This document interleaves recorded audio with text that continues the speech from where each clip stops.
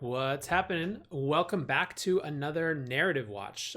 So, for those of you who don't know, I'm collaborating with Messari now, a new thing called Narrative Watch. You may have seen me use the hashtag Narrative Watch on Twitter, and it's basically how I keep track of the interesting narratives, themes, memes that are defining the crypto conversation, particularly with an eye towards what's emerging, right? And so today we're going to talk about this Narrative Watch that I've been kind of seeing over the last few months really around de-Americanization of crypto.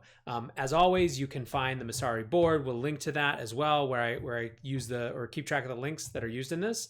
But let's dive in. So a couple months ago, I guess at the end of May, beginning of June, news broke that Binance DEX, so their decentralized exchange, would be geo-blocking US customers. And people started talking about how interesting that was. And there was kind of two sides to the argument. One was that's pretty significant that the U.S. is being blocked out of this new exchange from the biggest exchange in the world and most important exchange in crypto. And then others were saying, well, it's just the DEX, it doesn't really matter. But that wasn't the end of the story, right? So just a few days later, about a week later, Bittrex announced that it was delisting a slew of different assets, right? So a slew of different tokens for U.S. customers specifically, right? So all of a sudden you have data point one, Binance DEX geo-blocking US customers. Data point two, delistings, which is a narrative that has been going on all year, kind of these mass delistings of tokens, particularly in the US. And then three, just not very long after that, Binance actually announced that it would be restricting US users entirely from Binance.com. Now, the flip side of that was that they announced that they would be launching a regulated, fully compliant exchange in the US. But of course, for a lot of users, what makes Binance so valuable is kind of the long tail of tokens that are listed there, and those are not going to be part of the tool set or the tokens that are available via the regulated Binance exchange that will be available to US customers. And so all of this obviously is adding up to a narrative that's pretty clear of US customers being kind of systematically removed from big parts of the global markets and not having access to those parts of the markets. And for the sake of this conversation, I'm not really getting into the questions of whether you can just use VPNs and how hard it is to get around these things. What we're talking about is where the US sits relative to other crypto peers and other countries crypto communities, right? So around this time that this was all going down, Poloniex, which is an exchange owned by Circle, wrote this letter basically saying that in their estimation, the US regulatory regime was getting harder and harder to deal with. It still hadn't provided clarity around how they were going to determine what different types of assets actually were, what they counted as. Were they commodities? Were they property? Were they currency? And it was creating a harder and harder scenario for them and others like them to operate in the US. Well, that came to a head when just a few weeks ago, Circle officially moved its exchange operations offshore to Bermuda. It announced that it had received a full Digital Assets Business Act license in Bermuda for its crypto exchange, and basically would be moving a big chunk of its operations there. So this is particularly interesting in the context of just last week, Jeremy Ayair, the CEO of Circle, testified as a witness before the Senate Banking Committee in their hearings on crypto regulation. And the point that he was making is that this is not an issue of regulatory arbitrage, of companies going out and trying to find the most beneficial regulatory regimes or the laxest regulatory regimes. It's that they need to understand and know and have clarity around how a regulatory body treats crypto assets, what type of asset they view them as. And without that, it makes it extremely high risk and extremely unviable, frankly, for an exchange or really any company dealing with crypto assets to operate. So let's talk about why this all matters, right? So why it matters. This is obviously in a lot of ways a break from the US's kind of traditional place in the global innovation space. Since the dot-com boom and arguably before, when it comes to technology innovation, the U.S. has always led the pack in some way. Crypto breaks that in a huge number of different ways, right? There's obviously innovation from a technical perspective happening everywhere. There's huge, crypto is growing up around the world all at the same time, right? It's not something that matured in the US first and then went elsewhere.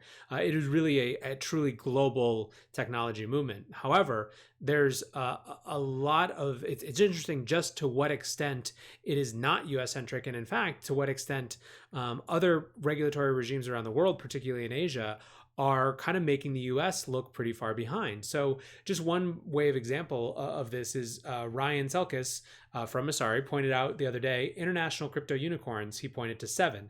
BitMEX based in Hong Kong, Binance based in Malta / decentralized, but obviously it has its roots in China and Hong Kong, Bitfinex, Hong Kong, Huobi, Hong Kong, OKX, Hong Kong, Upbit, Korea, Liquid, Japan, and then US crypto unicorns, there are only 5. So Coinbase, Kraken, Circle, DCG, Ripple. And obviously one of those, Circle, just took a big set of its operations to Bermuda.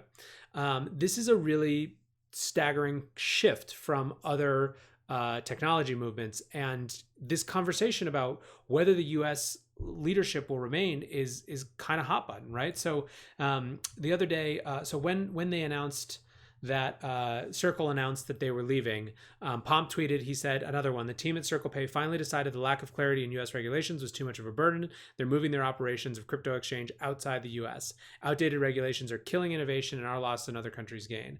Interestingly, Warren Davidson, congressman from Ohio, wrote, failure to act is costing America's economy and actively harming consumers. Congress needs to pass the Token Taxonomy Act to provide the light touch regulatory certainty our economy is lacking. Thanks for highlighting the unfortunate, accelerating, and unavoidable cost of inaction. So one of the things that is actually interesting is that this is starting to kind of catch up in Congress, to some extent at least. You're seeing, over the course of the last few hearings, so there's been 3 hearings, 2 in the Senate and 1 in Congress, you did have some folks like Warren Davidson, like Patrick McHenry from North Carolina, asking the experts, asking the panelists what it was going to take for that regulatory clarity. What was it going to take to get the regulatory clarity that companies needed to want to do business in the US? What was it going to take to get the sort of regulatory clarity and the regulatory environment where companies would want to domicile themselves here, right? Where Libra wouldn't look to Switzerland. It would just be based in the US. That's a really positive thread, I think, but is not necessarily looking likely, right? There's some kind of stalwart members of Congress and the Senate who are pushing for it, but to what extent they're actually able to do anything with it is yet to be seen. And I think that it also kind of points out that there's a new reality that we're operating within, or that any government is operating within, which is a global jurisdictional competition, right? In a world where remote work is increasingly not just accepted, but normative for new companies, where there is talent everywhere, where there are markets everywhere, such as there are with crypto, you're one of the vectors of where people decide to build companies is absolutely going to be the regulatory clarity, right? And the regulatory favorability in that environment. And this isn't new in the world of business, but it's new in the sense that it's no longer just huge multinationals who have the potential to move things around because, big balance sheets that afford them that luxury. It's new companies, it's startups, it's all of those traditional hubs of innovation, which create such an important thrust for the American economy. So that jurisdictional competition is going to do nothing but increase, right? And competition for citizenship, competition for business tax revenue, all of these things are going to be factors in the coming years. And so it's something that the US has to deal with. They have to deal with it now, to the extent that they care. Maybe the answer is that they just don't care and crypto's all for bad people and they can do it elsewhere. So what to watch for next? So there's the good possibility would be people like Warren Davidson and people like Patrick McHenry getting their way, and there being a real serious conversation about reaching regulatory clarity. Now, that might be something like the Token Taxonomy Act, which is floating around. It could be something like an entirely new regulatory agency specifically for crypto assets, which is something that's been bandied about. It doesn't seem like that has a lot of support currently. However, there's also a creeping sense of inevitability around crypto assets and a sense of inevitability around Libra in particular. And it's not impossible that there becomes the right momentum for a different agency that is specifically tasked with this particular category of assets to arise, or at least maybe a sub-agency within one of the larger agencies. I think that almost any, at this point, regulatory clarity, good or bad, would be a net good for the US outside of a complete blanket ban, which there doesn't seem any appetite for, any belief that it's realistic. It's really, the question is not just about regulatory favorability at this point, it's about regulatory clarity.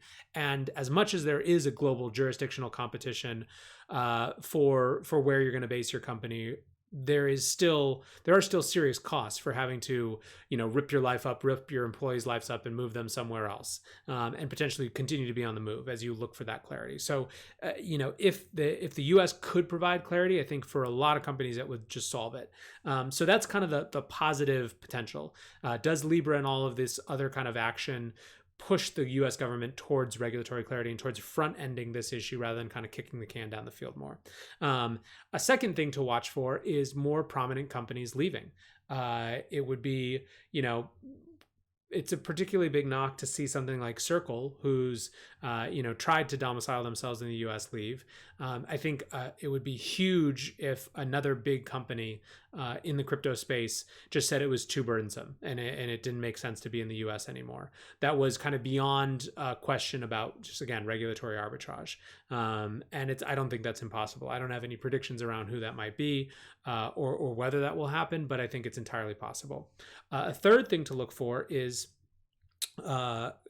kind of even worse, I guess, whether you see a flip side and it becomes even more aggressive, right? So you do have these competing strands within US regulators. You have, on the one hand, folks like Warren Davidson who are trying to get definitions, folks like Patrick McHenry who use the words unstoppable force to describe Bitcoin and the cryptocurrency movement it unleashed. They clearly believe that this is happening and that there's benefits and that the US should be seeing how they can channel it in the right ways. There's other folks, on the other hand, who think that the entire endgame of cryptocurrency is to undermine the US dollar system and the US dollar's role as the global reserve currency, who are going to fight tooth and nail to ban it, to make Bitcoin illegal. So Michael Arrington, the other day, he pointed out the canary in the coal mine for U.S. crypto regulation is Justin Sun. He currently resides as a free man in San Francisco, as he should. If and when he either flees the country or is arrested, we will know the U.S. isn't messing around anymore with crypto. It'll be war then. So this was in May. So this is right before all these things happened. Obviously, there's been a lot of speculation about Justin Sun specifically, but I think that Arrington's point is that there's a level up that you could see from the U.S. government in the other direction as well, which is really aggressive action against crypto leaders. I think obviously if you saw that, you would have a whole lot more folks leaving the country and building elsewhere, just for pure efficacy and nervousness around the law and their place with it. So anyways, this is a story that is way just in the middle and I think still beginning. But that is our narrative watch for this week. Let us know what you thought. Let us know if you've seen other trend lines that relate to this idea of de-Americanization. And we will see you back here for a narrative watch next Monday. Ciao, guys.